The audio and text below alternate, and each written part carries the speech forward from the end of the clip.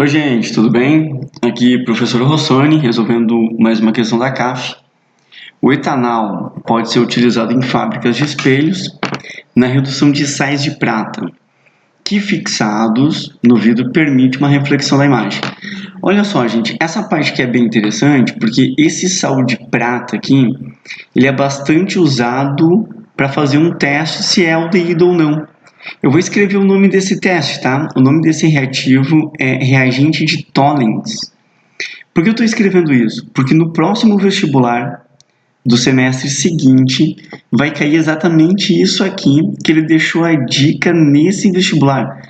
Eu só estou ressaltando a importância de tu fazer questões antigas dos vestibulares e pesquisar o que é isso para tu ver as questões que podem aparecer no próximo vestibular.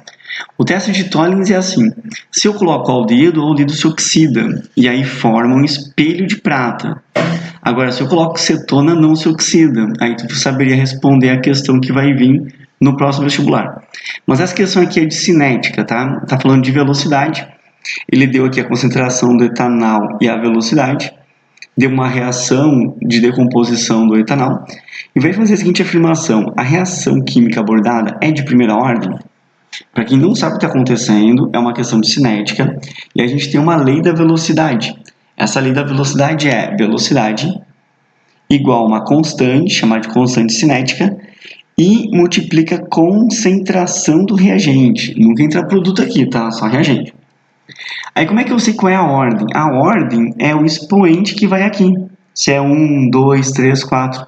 Isso é muito fácil de ver, tá? Eu tenho uma tabelinha special aqui para vocês, que é o seguinte: se a gente dobrar a concentração do reagente e não acontecer nada com a velocidade, a minha ordem é 0.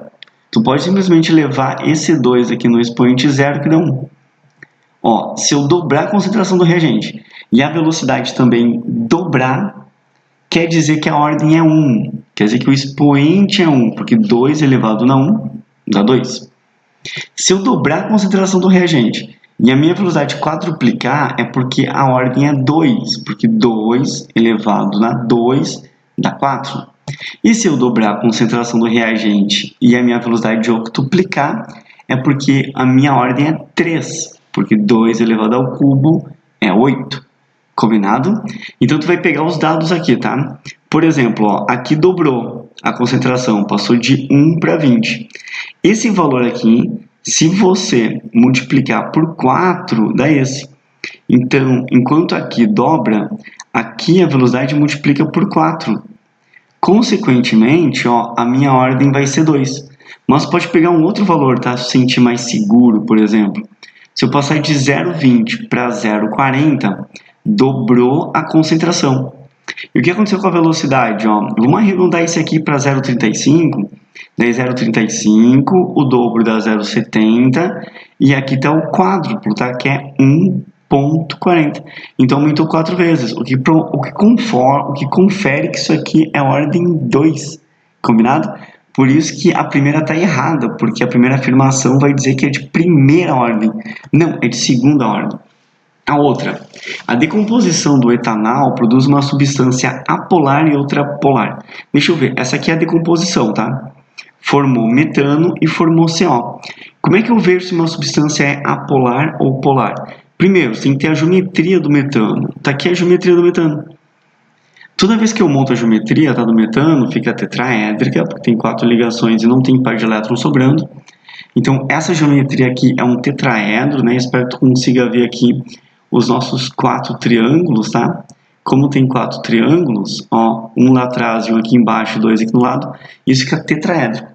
E o que acontece? A gente põe uns vetores e esses vetores apontam para o meio, tá? Do tetraedro, porque o carbono é mais eletronegativo. Sempre o nome desse vetor, que é momento dipolar, ele vai apontar para o cara que é mais eletronegativo, para o elemento mais eletronegativo, tá? Então, momento dipolar é o nome do vetor. Como esses vetores se anulam, essa molécula é apolar. Ó, eu vou pegar um outro exemplo aqui, só para deixar claro para vocês. Se eu tiver um tetracloreto de carbono, tá? Esse cara aqui é muito famoso em vestibular, CCl4. O que acontece? Os vetores aqui estão apontando para o cloro. porque o cloro é mais eletronegativo que o carbono. E eles acabam se anulando também. Então, essa aqui também é outra molécula apolar muito conhecida. Só que ele também quer o CO, né? Galera, o CO é uma ligação que a gente tem, tá, entre carbono e oxigênio. Então, o que acontece? Se eu montar essa molécula, a gente só tem uma ligação e só tem um vetor apontando para o oxigênio, porque cada ligação é um vetor. E como não tem ninguém para anular esse vetor, essa molécula de CO ela vai ser uma molécula polar. Sendo polar, a gente consegue responder agora a questão. Ó, o hidrocarboneto aqui, metano, é apolar? E a outra aqui, que é o monóxido de carbono, é polar? Sim, verdade. O etanol, que está escrito aqui, é da função química aldeído? Ó, toda vez que a gente fala et, é 2 carbonos, e se tiver esse show aqui, é aldeído. Tu pode escrever desse jeito, tá? Vai ter esse coraçãozinho aqui. Então, toda vez que tiver esse coraçãozinho aqui, tá? Show, duplo oxigênio com hidrogênio, é um aldeído, correto? E sob condições apropriadas, a oxidação do etanol produz ácido acético. Deixa eu te mostrar um slide especial aqui rapidinho. A gente tem 3 tipos de álcool, tá? O álcool primário, secundário e terciário. Se oxidar o álcool primário, dá aldeído. Se o aldeído continuar se oxidando, dá ácido acético. No caso aqui, ácido carboxílico mais genérico, tá? Por exemplo, se eu pegar o álcool secundário, a gente não tem aldeído, a gente tem cetona. E a cetona não se oxida. Essa é a grande diferença entre aldeído e cetona. Como o aldeído reage com o reagente de Tollens, ele forma um espelho de prata. A cetona não oxida, então não reage com o reagente de Tollens e não forma um espelho de prata. Porque tenta gravar isso. O álcool terciário é outro que não se oxida. Se tu quiser o exemplo de substância, né? Ó, isso aqui é um álcool primário. Para quem não lembra, é a hidroxila ligada num carbono primário. Carbono primário está ligado em um carbono só. Isso forma um aldeído, que é aquele que termina em "-cho", e forma o ácido carboxílico, que vai terminar em COOH.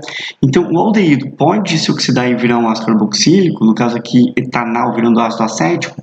Pode. O álcool secundário é quando tem hidroxila ligada num carbono secundário.